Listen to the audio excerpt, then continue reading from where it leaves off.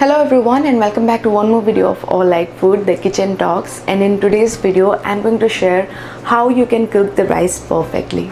I always thought that cooking rice is the easiest thing to do. Just boil water, add rice, drain the excess water and the steamed rice is ready. But recently I read an article in which it was written that cooking the rice perfectly can completely change its taste. And you can eat the rice with simple stir-fried vegetables or any non-gravy curry. So in today's video, I'm going to share how you can cook 6 different rice in 6 different ways. So here I'm going to make 6 rice that I mostly use in my everyday cooking, including 2 different kind of parboiled rice, the basmati rice, the brown and the wild rice, and finally the pudding rice.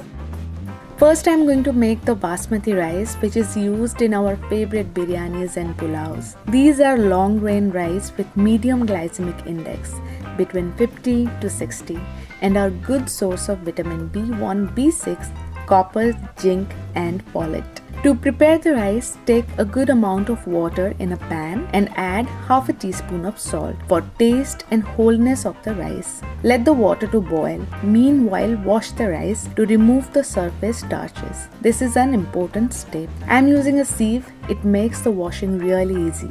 Now put them in the boiling water and cook it no more than 15 to 20 minutes on high to medium heat. 1 cup of cooked basmati rice is 210 calories with 46 grams of carbohydrates in it. Once done, drain the excess water to prevent stickiness of the basmati rice. The basmati rice cooks fast, so even after the rice is fully prepared, it continues to become tender from the steam. So it's important to cook the basmati rice less than needed. Next, I will prepare the short grain parboiled rice, which I make for my everyday meal. Parboiled is also known as converted rice and it's steamed under pressure or partially boiled before removing the hull or bran. To make the rice, I simply wash thoroughly under running water to remove the surface starch, and also washing the rice will help to prevent clumping and gummy texture of the cooked rice.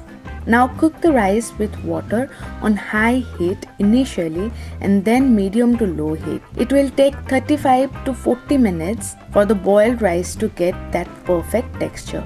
Make sure to drain the starchy water to prevent the stickiness of the cooked rice. 1 cup of cooked parboiled rice is 195 calories with 41 grams of carbohydrates in it. The next one, I'm going to cook the parboiled rice, the long grain one. The partially boiled rice undergoes 3 steps before end product: the soaking, the boiling and drying to remove the husk. The only difference between different type of parboiled rice are the grain size and the way of steaming and boiling. To make the long grain parboiled rice, first I will wash it nicely. This particular rice is very starchy, so I make sure to remove the surface starch nicely. Once you wash the rice, add water and put it on the stove and cook for 45 minutes on medium-low heat.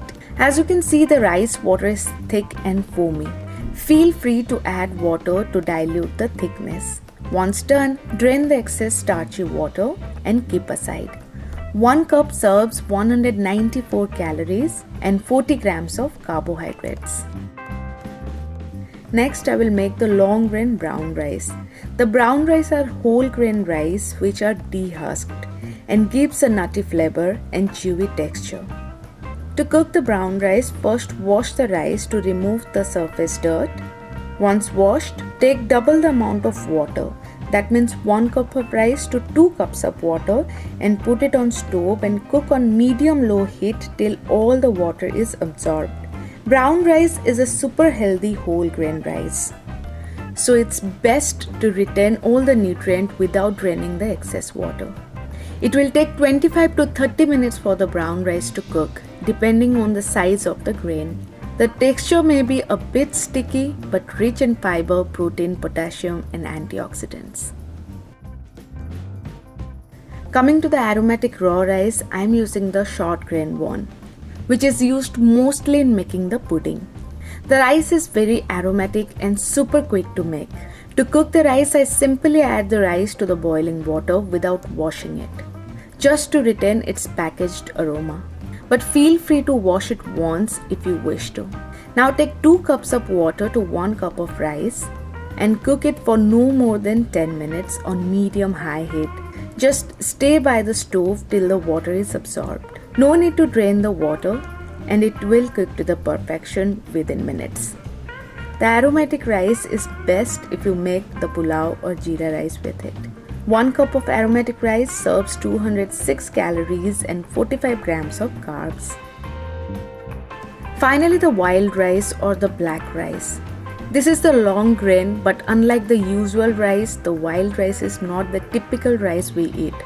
Rather, is a kind of seed of an aquatic grass, more likely as a spice. I'm not a great fan of this rice because of its cooking time and the pungent smell. But the rice is great for the aesthetic looks and serving appearance of your recipes.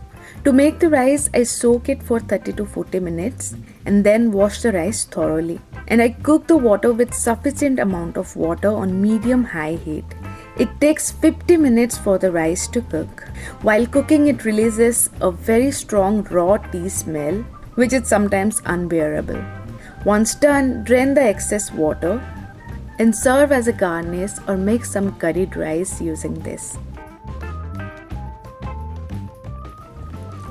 Rice always tastes best when served hot, and trust me, perfect cooked rice can make your meal tasty and satisfactory.